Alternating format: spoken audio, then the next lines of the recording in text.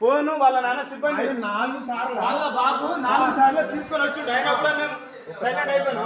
వాళ్ళ నాన్న సిబ్బంది అనుకోని వాళ్ళ నాన్న ఫోన్ పెట్టి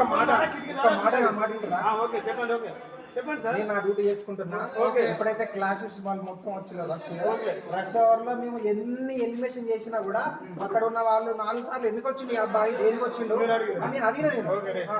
అడిగిన తర్వాత నా డ్యూటీ చేస్తున్నా. ఎక్కడ ఆయన ఎట్లా పెట్టుకొచ్చిన అనేది సిబ్బంది నువ్వా